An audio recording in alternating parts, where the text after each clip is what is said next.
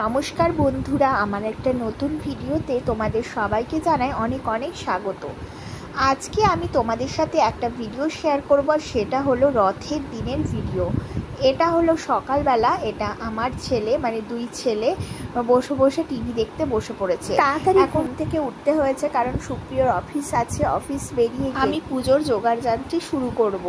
যেহেতু আমার ঘরে বলরাম, সুভদ্রা আর জগন্নাথ দেব রয়েছে, তাই পুজোর আয়োজন করতেই হবে। ও ও এই যে আপ তুমি দুষ্টু করেছো কেন? এই যে পুতুলগুলো ফেলেছো কেন?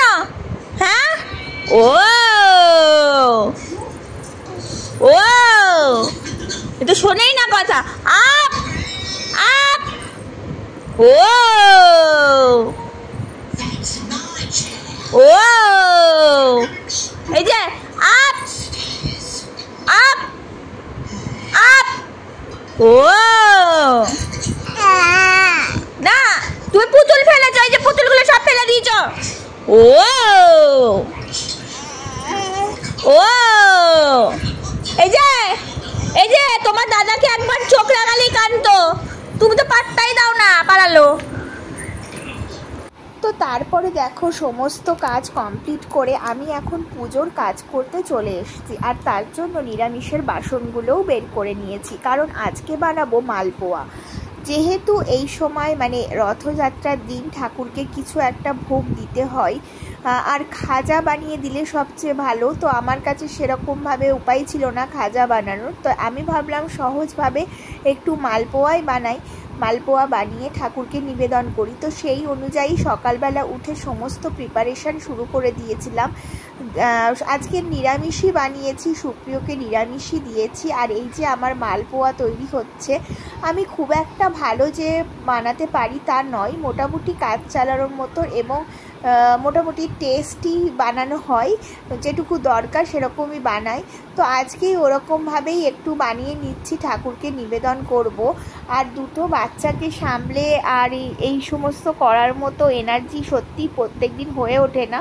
তবে আজকে ঠিকই করে রেখেছিলাম যে না, ভগবানের উদ্দেশ্যে কোনোদিনই তো সেভাবে ভোগ দিতে পারি না আমি, কারণ সমস্ত কাজ সেরে আর এক্সট্রাভাবে কোনো ভোগ বানানো হয়ে ওঠে না। তো বিশেষ পুজোর দিন ছাড়া হয় না। তো আজকে ভাবলাম চলো আজকে কিছু একটা করে ঠাকুরকে দেবো। তো মালপোয়াই মনে হলো আমার কাছে একটু সহজের মধ্যে হবে, তো আমি সেটাই করছিলাম। ওদিকে তানিশকে দেখো বেঁধে রেখেছি, ওকে যদি বেঁধে না রাখি তাহলে ও কিন্তু সারা ঘরে ঘুরে বেড়াবে আর দুষ্টুমি করে বেড়াবে, এটা ওটা ফেলবে। তো আজকে দেখো এবার বসে আছে আর ও একটা পুতুল নিয়ে খেলা করছে। ওকে বিভিন্ন ধরনের খেলনা আমি দিয়ে রাখি, যাতে ও ভ্যারাইটিস খেলনা নিয়ে বসে বসে খেলতে পারে। আর এদিকে আমি ওকে খাইয়েও দিয়েছি, আজকে আপেল সেদ্ধ দিয়েছি। আর এদিকে আমি মালপোয়া ভাজছি, আর এদিকে দেখো আমি ঠাকুর ঘরটাকেও সুন্দর করে সাজিয়ে নিয়েছি, সমস্ত প্রিপারেশান আমি করে নিয়েছি পুজোর। তো ঠাকুরকেও ফুল দিয়ে সাজিয়েছি, শুধু এই মালাটাই কিন্তু আমি বাইরে থেকে কিনেছি। আর বাদবাকি যে ফুলগুলো তোমরা দেখতে পাচ্ছ সেগুলো কিন্তু আমার সমস্ত ছোট্ট ব্যালকনি বাগান থেকেই এসেছে, মানে ছোট্ট ব্যালকনি বাগানেই এত সুন্দর ফুল ফুটেছে। তো আমার ঠাকুর ঘরটা তোমাদের কেমন লাগছে অবশ্যই জানিও। আর এদিকে দেখো আমার মালপোয়া ভাজাও কিন্তু একদম কমপ্লিট হয়ে গেছে। আমি এদিকে মালপোয়া ভাজছি আর বিভিন্ন রকমের কাজও করছি। আর হওয়ার পরেই আমি সোজা চলে এসেছি ঠাকুর ঘরে। ঠাকুর ঘরে এসেই আমি পুজোর কাজ শুরু করে দিয়েছি। আজ ভোগ নিবেদন করব। আজকে খুবই স্পেশাল একটা দিন আমার কাছে, যেহেতু আমার কাছে 3 ভাই আছে, তাই আমার এই দিনটা আমার কাছে ভীষণ গুরুত্বপূর্ণ। জগন্নাথ, বলরাম, সুভদ্রা মাকে মনের মতো করে সাজিয়ে ভোগ নিবেদন করার মধ্যে যে একটা আনন্দ আছে, সত্যি যে করে সেই জানে। জন্মাষ্টমীর দিনও আমি গোপাল সোনাদের খুব আনন্দ করে যেটুকু পারি সেটুকু করার চেষ্টা করি। আজকেও আমি দেখো একদম রেডি হয়ে চলে এসেছি ধূপ ধুনো দিয়ে সুন্দর করে পুজো করতে। আমার এই ব্লগগুলোর মধ্যে তোমরা দেখতে পাও যে পুজোর ব্লগ কিন্তু অনেক সময়তেই আমি বেশি করে শেয়ার করি, কারণ আমার রান্না আর পুজো করাটা খুবই ভালো লাগার একটা জিনিস বলতে পারো। আমার সময় সকালবেলা উঠেই আমি সবার আগে চলে আসি ঠাকুর ঘরে এসেই আমার প্রথম কাজ হলো ঠাকুর ঘরটাকে সুন্দর করে গুছিয়ে ছিমছাম করে পরিষ্কার করে সাজিয়ে তোলা, আর বাগানের ফুল ফুটলে সেই ফুল দিয়ে ঠাকুরের পুজো দেওয়া। যেদিন আমার বাগানে ফুল ফোটে সেদিনকে কিন্তু আমি সব ফুলগুলোই ভীষণ সুন্দর করে ঠাকুরের পায়ে সাজিয়ে দিই। আর এদিকে দেখো আমার ভোগ নিবেদনও কমপ্লিট হয়ে গেল। আজকে মালপোয়াগুলো কিন্তু খেতেও সুন্দর হয়েছিল, যেহেতু ভগবানের নাম করে করা সেহেতু এর স্বাদ কিন্তু দ্বিগুণ বেড়ে গেছিল। তো আমার পুজো হয়ে গেলে আমি এখন বাদবাকি কাজ করব।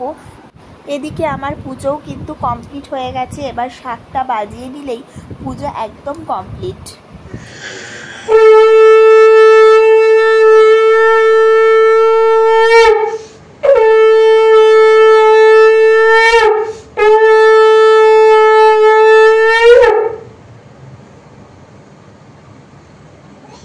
চলো বন্ধুরা, এবার তোমরা দেখে নাও ভোগ নিবেদনের পর আমার ঠাকুর ঘরে সবাইকে কত সুন্দর লাগছে, আর ঠাকুর ঘরটা যেন একদম ভরে উঠেছে। এই যে 3 ভাইকে কত মিষ্টি দেখাচ্ছে, এদিকে মা লক্ষ্মীও কিন্তু মালা পরে একদম সুন্দর রানীর মতো বসে রয়েছেন আমার সিংহাসনে। এদিকে দেখো মা কালীকেও আমি দিয়ে দিয়েছি আমাদের পঞ্চমুখী জবা, খুবই সুন্দর দেখতে। তো চলো আজকের মতো ভিডিওটা এখানেই এন্ড করছি। তানিশ খেতে বসে গেছে মালপোয়া, ওকে একটা মালপোয়া হাতে দিয়েছি, ও কিন্তু সেটা খাওয়ার জন্য একদম ব্যস্ত হয়ে গেছে। তানিশ, এই পোচার ভালো ঘাঁটছিস কেন? ঘাঁটতে নেই, দে দে দে। খা,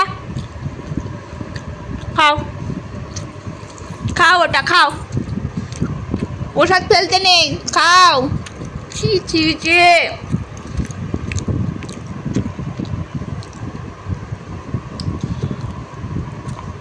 মামা